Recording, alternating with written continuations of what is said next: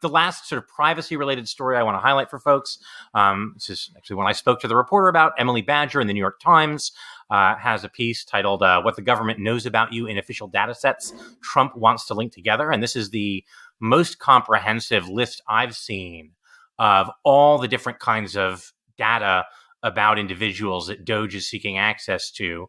And so it found more than 300 separate fields of data contained in 23 different data systems across 8 different agencies. And I think one of the things that is highlighted here is how many different bits of information the government has about you.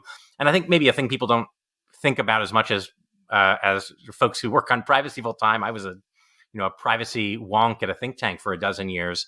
Is individually sort of innocuous information can become much more revealing when it is linked together. So if you go to CVS and you buy a pack of condoms, and then you go to a restaurant and you have dinner with your date, and you pay for your meal, and then your cell phone is kind of tracking your location the whole time, and then you go to a hotel, those are a bunch of data points that individually don't tell much of a story. If you link them together, they do tell a story.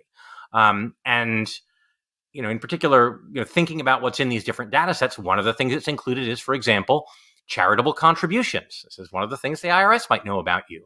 Looking at your charitable contributions might give a pretty clear sense of whether you're someone who's a big supporter of liberal causes or anti-Trump causes or pro-immigration reform causes.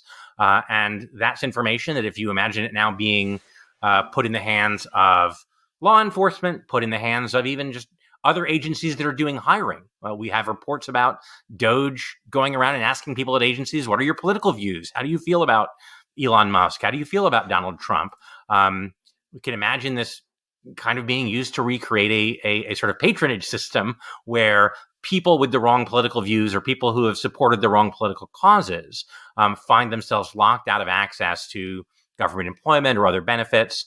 In any event, it's a long article. I don't want to go through every different kind of data that they talked about, but Emily Badger at the New York Times has, again, the most comprehensive list I've seen of the different kinds of data that DOJ is trying to access and why that might be a concern for people.